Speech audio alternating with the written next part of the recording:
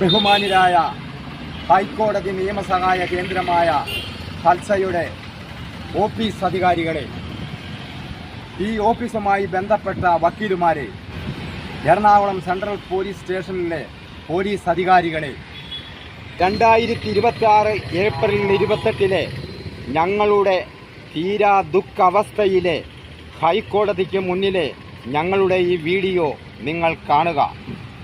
പ്രായമായ മരിക്കാനായി കിടക്കുന്ന എൻ്റെ അമ്മയെ കാണാനും പരിചരിക്കാനുമുള്ള അവകാശങ്ങൾ നിഷേധിച്ചവരും അതിന് കൂട്ടുനിൽക്കുന്ന പോലീസ് അധികാരികളും ആരൊക്കെയാണെന്ന് ബഹുമാനപ്പെട്ട ജഡ്ജിയെ ബോധ്യപ്പെടുത്തി അമ്മയെ ഞങ്ങൾക്ക് കാണാനും പരിചരിക്കാനുമുള്ള കോടതി ഉത്തരവ് ഉടനടി കിട്ടുന്നതിനു വേണ്ടിയാണ് 2026 മാർച്ച് 10 ഹൈക്കോടതി ഹൽസയുടെ ഓഫീസിൽ ഞങ്ങൾ വന്നപ്പോൾ നിങ്ങൾ ഞങ്ങളോട് കാട്ടിയ കൊടും ക്രൂരതയെക്കുറിച്ച് 2026 ഏപ്രിൽ 26 വിവിധ വിഷയങ്ങളടങ്ങിയ ഒരു വീഡിയോ സ്നേഹാലയ സ്വാമിനാഥൻ യൂട്യൂബ് ചാനലിലോ സ്നേഹാലയ വേൾഡ് ഫാമിലി ഫേസ്ബുക്ക് യൂട്യൂബിലോ നിങ്ങൾ കാണുക.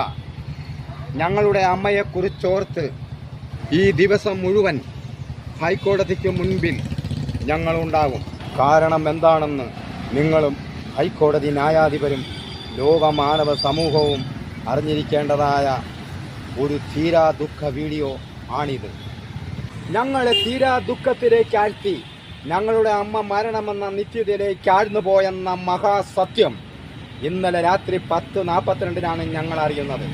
ഞങ്ങളുടെ അമ്മയെ കാണാനും പരിചരിക്കാനുമുള്ള ഞങ്ങളുടെ അവസാനത്തെ പ്രതീക്ഷയും തകർത്തെറിഞ്ഞ് ഹൽസയുടെ ഓഫീസ് അധികാരികളെ, എറണാകുളം സെൻട്രൽ പോലീസ് സ്റ്റേഷനിലെ പോലീസ് അധികാരികളെ, മാനവ നന്മയ്ക്കായി ഞാൻ വാങ്ങിയ 7 സെൻറ് സ്ഥലവും അമ്മയെ ഉൾപ്പെടുത്തിക്കൊണ്ടുള്ള വീഡിയോ ഇപ്രകാരമാണ്. ബഹുമാന്യരായ പുത്തൻകുരിശ് DYSP, കൂത്താട്ടുകുളം CI, 2026 ഫെബ്രുവരി 8 ഞങ്ങളുടെ ഈ വീഡിയോ കണ്ട് ഇതിൽ പറഞ്ഞിരിക്കുന്ന ഒരു പ്രധാന കാര്യത്തിൽ ഉടനടി നടപടിയെടുക്കണമെന്ന് വളരെ താഴ്മയോടെ ഞങ്ങൾ അപേക്ഷിക്കുകയാണ്.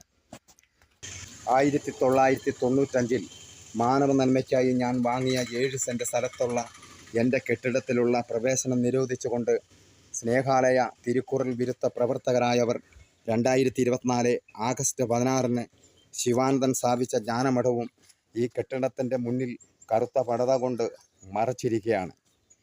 നിങ്ങളടക്കമുള്ള ബന്ധപ്പെട്ട മേലധികാരികൾക്കെല്ലാം ഞാൻ പരാതി കൊടുത്തിട്ട് അന്നത്തെ DYSPയും CIയും ഇവർക്ക് കൂട്ടുനിന്ന് മേലധികാരികൾ